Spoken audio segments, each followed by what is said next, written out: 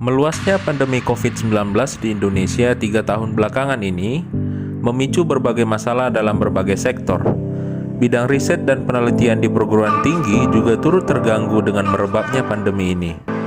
Berbagai riset lapangan yang sebelumnya dilakukan secara langsung, kini perlu meminimalisir interaksi fisik antara peneliti dengan responden. Berbagai kegiatan yang biasa dilakukan secara luring pun kini harus beradaptasi dengan sistem daring. Aspek kesehatan dan keselamatan saat pandemi menjadi prioritas setiap individu, tidak terkecuali mahasiswa. Terbatasnya ruang gerak, kesulitan keluar rumah, dan ketatnya berbagai aturan kesehatan menjadi pemicu kegalauan para mahasiswa semester akhir yang sedang mengerjakan skripsi. Secara umum, situasi pandemi telah menyebabkan kesulitan bagi mahasiswa dalam melakukan kegiatan penelitian lapangan atau riset kualitatif secara fisik, seperti wawancara dan observasi. Padahal, jika melihat situasi saat ini, rata-rata metode penelitian mahasiswa S1, khususnya jurusan ilmu politik, adalah penelitian kualitatif lapangan dengan sumber data primer. Walaupun pandemi COVID-19 sedang melanda, mahasiswa tingkat akhir tetap berkewajiban menyelesaikan tugas akhirnya dengan tepat waktu. Penyusunan skripsi harus direncanakan dengan matang. Para mahasiswa harus memunculkan motivasi yang tinggi, mengingat kondisi yang mungkin kurang mendukung dalam menyusun tugas akhir secara optimal. Secara umum, perihal ketentuan umum dan prosedur skripsi, sebagaimana tertulis dalam buku panduan penulisan skripsi yang ada saat ini, sebenarnya masih relevan untuk dilaksanakan. Namun, perlu ada beberapa penyesuaian pada masa pandemi COVID.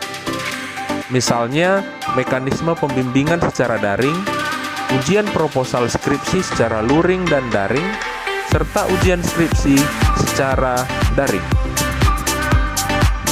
Tips untuk mahasiswa yang sedang menyelesaikan skripsi dengan metode adaptif dan kolaboratif adalah: pertama, pilih topik yang disukai.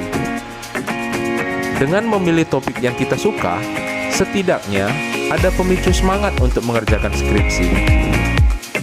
Kedua, libatkan dosen pembimbing dan jejaring yang dimilikinya untuk mengakses data penelitian yang Anda butuhkan. Langkah kedua ini dapat membantu mahasiswa dalam mengembangkan keilmuan yang kolaboratif, baik di internal maupun eksternal kampus. Ketiga, pilih topik yang sedang hangat atau trending. Dengan langkah ini, sumber data yang dibutuhkan biasanya lebih mudah diperoleh. Di sisi yang lain, banyak membaca buku yang berkualitas, mengatur waktu dengan baik, memilih jurnal yang sesuai dan mengerti parafrase agar menghindari plagiarisme juga adalah cara-cara yang baik. Skripsi yang baik bukan skripsi yang cepat, tetapi skripsi yang baik adalah skripsi yang selesai. Itu sebabnya, perubahan pedoman penulisan skripsi pun merupakan sebuah keniscayaan.